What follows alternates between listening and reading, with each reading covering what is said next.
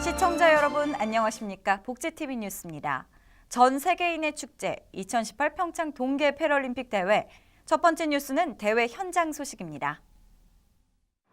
대한민국 평창을 뜨겁게 하는 장애인 스포츠 스타들의 열전. 이곳을 즐기는 특별한 방법이 있습니다. 경기장 인근에서는 다양한 행사와 공연들이 펼쳐지고 수호랑의 인기를 이어갈 반다비의 모습도 만날 수 있습니다. 어디서 오셨어요? 영인이요! 영광이에요! 이런 자리에서 저희도 영광입니다! 미국 LA에서 온 정동철입니다. 대한민국 화이팅! 이곳은 강릉에 위치한 코리아 하우스. 한국 선수단을 지원하는 가장 큰 역할과 더불어 대회 기간 동안 한국 홍보관이 마련돼 한국의 매력을 세계에 알려나갈 전망입니다. 그런데 우리가 놓치지 말아야 할 것이 있습니다. 평창을 단지 즐기는 시간만으로 보내는 것이 아니라 미래를 위한 고민도 함께해야 되기 때문입니다. 이번 기회에 아이가 좀 보고 배웠으면 좋겠고 응원이 팀이 틀리다라는 뜻이 없이 같이 함께라는 뜻으로 좀 아이가 경험을 해봤으면 좋겠다는 생각이 왔습니다. 대한민국 선수단 화이팅! 대회를 단순한 스포츠 축제로 보는 것이 아니라 그 속에 담긴 도전과 더불어 그 의미를 되새겨보기 위한 노력.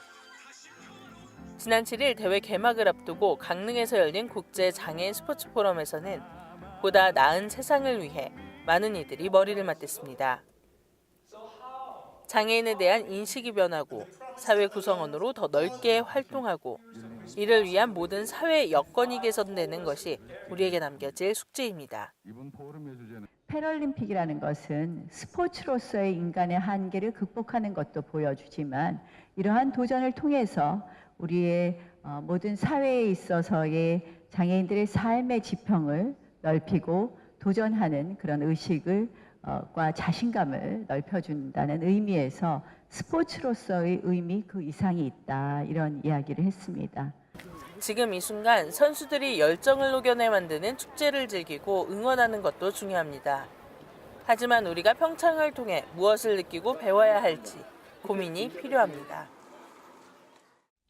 장애인 문화, 예술, 체육 분야의 제도 개선을 위한 첫 단추가 끼워졌습니다.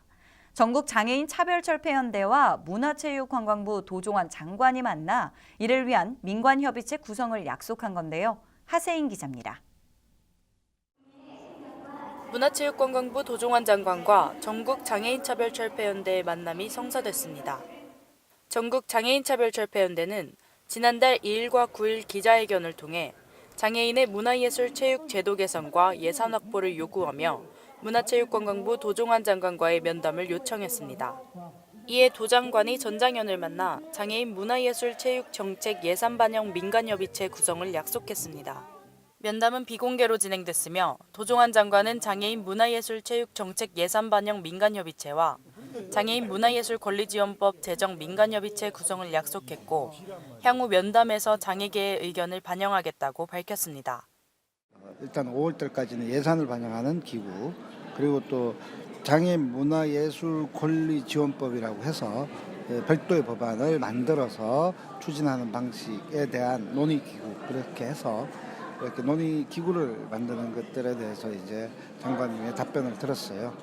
그렇게 추진하기로 했고.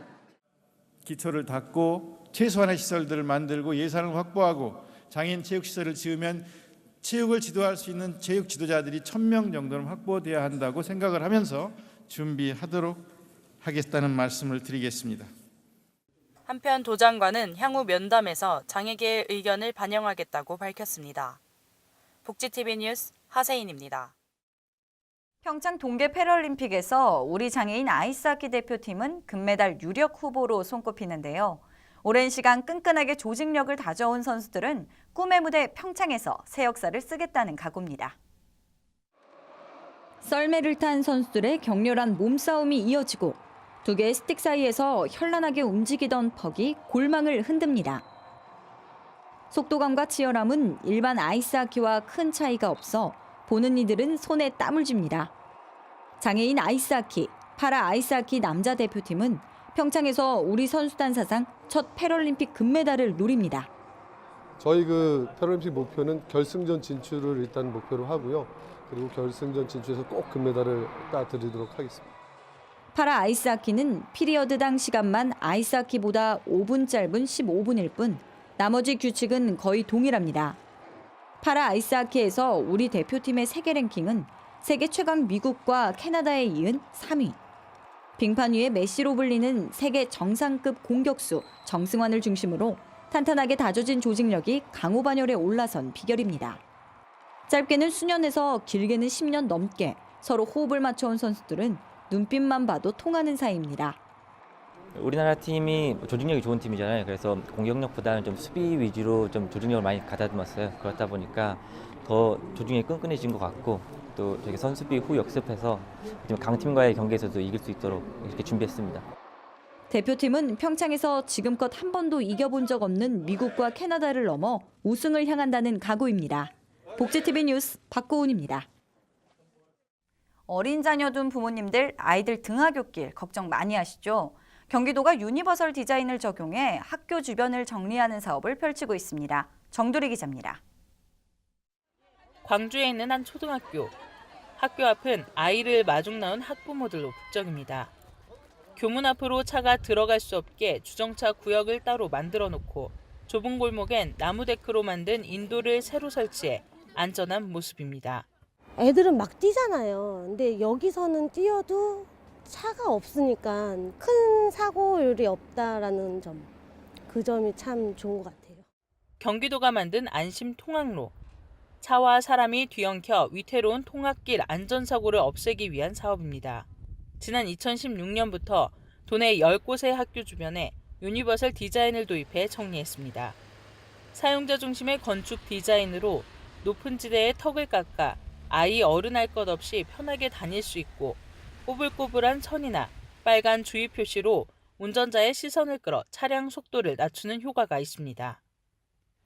신체 조건이 다른 모든 사람에게도 적용할 수 있는 이런 디자인을 우선적으로는 교통사고 위험에 노출 빈도가 많은 어린이들을 먼저 케어해야 된다는 생각에서 개선된 곳의 주민 만족도도 70% 이상으로 높게 나타났습니다.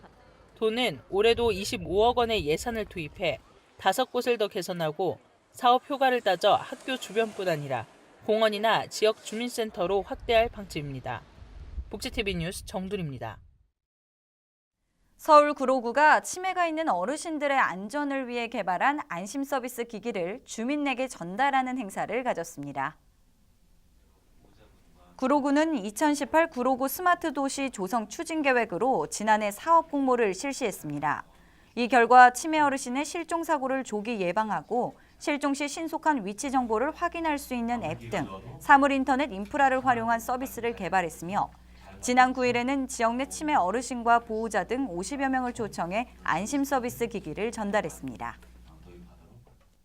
제11대 충북도 사회복지사협회장 이원기 회장의 취임식이 개최됐습니다. 지난 8일 청주 M 컨벤션 타워에서 열린 취임식에는 이시종 충북도지사, 김병우 충북도 교육감, 협회 관계자 등 200여 명이 참석했습니다. 이 회장은 취임사에서 사회복지사의 처우 개선과 지위 향상을 통해 양질의 복지 서비스를 제공할 수 있는 기반 조성에 힘쓰겠다고 포부를 전했습니다. 전남 고흥군의 새로운 랜드마크가 될 신청사가 문을 열었습니다. 지역 국민을 위한 다양한 서비스를 제공한다는 계획인데요. 최민아 기자입니다. 새봄을 맞아 전남 고흥군은 새로운 미래를 열어갈 신청사에서 국민들과 함께 100년 대계를 바라보며 고흥의 제2의 도약을 알리고 소통으로 하나 된 지역사회로 나아갈 것을 다짐했습니다. 그동안 고흥군을 지켜왔던 옛 청사는 호국과 애민의 상징인 조선시대 흥양현 관아의 전통을 이어받아 오랜 역사를 지녔지만 노후화된 시설과 부족한 주차 공간 등의 문제로 직원들과 국민들이 불편을 겪어왔습니다. 이러한 여론을 바탕으로 2008년도에 청사 신축을 결정한 고흥군은 건립 기금을 조성하고 공사를 착공하며 새로운 행정을 펼쳐나가기 위한 기반을 쌓아왔습니다. 새로 문을 여는 고흥군청사는 국민들에게 다양한 행정 서비스를 제공할 뿐만 아니라 국민들이 문화생활을 즐길 수 있는 공간, 누구나 쉽게 다가갈 수 있는 사람 중심의 청사로 나아갈 계획입니다. 새로운 랜드마크로 떠오를 고흥의 신청사가 고흥의 발전을 이끌고 나아가 국민 모두가 행복한 지역사회를 조성할 수 있을지 귀추가 주목됩니다. 복지TV 뉴스 최민아입니다.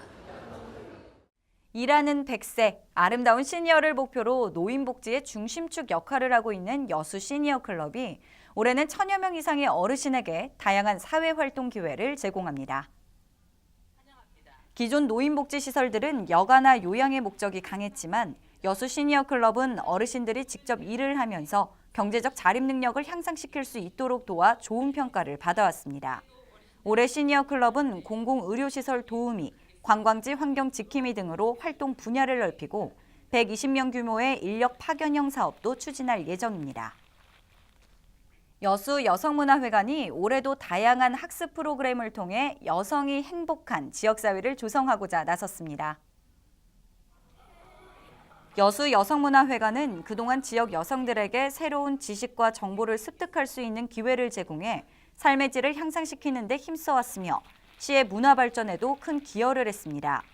오는 5월 말까지 진행되는 학습 프로그램은 생활요리, 댄스 스포츠 등 총 40여 개 과목으로 직장인들을 배려한 야간반도 다수 편성돼 높은 참여율을 보일 것으로 예상됩니다. 한국장애인 문화관광진흥회 충남협회는 공주시 사각지대에 있는 두 가구를 선정해 사랑의 연탄 나눔 봉사를 진행했습니다.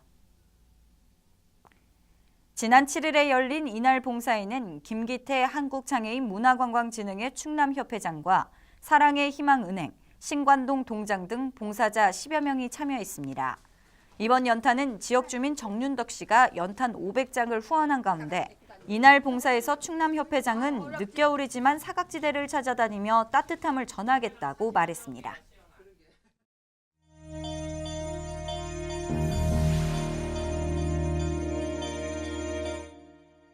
계속해서 간추린 소식 전해드립니다.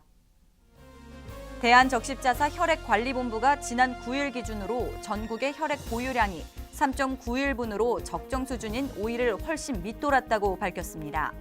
헌혈자가 줄어든 주 요인으로는 저출산에 따른 인구 감소로 특히 그동안 헌혈에 적극적으로 참여해온 10대에서 20대 인구가 줄어든 영향이 크다는 분석입니다. 전국의 어린이집 10곳 중 4곳에는 공기정화기가 없는 것으로 조사됐습니다. 보건복지부에 따르면 작년 말 기준으로 전국 어린이집 17만 8천여 곳 가운데 공기정화장치가 설치된 곳은 60.4%로 집계됐으며 노인 요양시설의 경우도 공기정화장치가 설치된 곳은 23%, 초등학교는 33%, 중고등학교 18% 수준을 보였다고 밝혔습니다. 국가인권위원회는 한 육군부대 내 유일한 여군인 부사관 A씨가 주임원사 B씨로부터 부당 대우를 받았다며 낸 진정을 받아들여 육군 참모총장에게 B씨를 징계하라고 권고했습니다. 인권위에 따르면 A씨는 부대 내 여성 화장실을 민간용이라는 이유로 자유롭게 이용하지 못해 급한 경우 탄약통을 요강으로 쓰기도 했습니다. 충청남도 교육청은 장애 학생의 교육 기회 확대와 특수교육 대상자를 위한 맞춤형 특수교육 지원을 강화합니다. 이를 위해 특수학교와 학급을 신설 및 증설하는 한편 특수교육 대상 학생의 요구와 장애 특성에 따라 개별화 교육 등을 지원하는 데 주력할 계획입니다. 전남 곡성군이 맞춤형 복지 서비스를 제공하는 희망복지 기동 서비스를 통해 복지 사각지대 해소에 앞장서고 있습니다. 곡성군은 복지 서비스의 효율성을 높이기 위해 이동 상담반과 순회 서비스반으로 역할을 분담해 운영해왔으며 소외 계층뿐만 아니라 일반 주민들에게까지 수혜 범위를 넓혀 실질적인 생활복지 서비스를 제공 중이라고 밝혔습니다. 여수시에서 365일 쉬지 않는 봉사문화 조성을 위한 시민이 함께하는 릴레이 자원봉사가 시작됐습니다. 올해 11월까지 진행되는 릴레이 자원봉사는 봉사를 행한 단체가 다음 사람을 지명해 봉사 깃발을 전달하고 그 깃발을 건네받은 단체가 이어서 봉사활동을 펼치는 프로그램으로 시민들이 직접 봉사활동에 참여하고 나눔의 기쁨을 누릴 수 있는 분위기를 조성하고자 추진됐습니다. 이 밖의 소식은 장애인신문과 웰페어뉴스 홈페이지를 통해 확인하실 수 있습니다. 2018 평창 동계 패럴림픽 대회, 최선을 다한 우리 선수들 정말 멋진데요. 선수들에 대한 관심이 이번 대회만으로 끝나는 것이 아니라 꾸준한 응원과 지지로 이어지길 기대해 봅니다. 복지TV 뉴스를 마칩니다. 시청해주신 여러분 고맙습니다. 우리 주변에서 일어나는 불공정한 사례부터 억울한 사연, 따뜻한 미담까지 장애인 신문과 웰페어 뉴스 홈페이지를 통해 보다 다양한 소식을 접할 수 있습니다. 시청자 여러분의 제보를 기다립니다. 웰페어 뉴스 홈페이지 또는 전자우편, 전화번호 02-2655-9519로 많은 제보 바랍니다.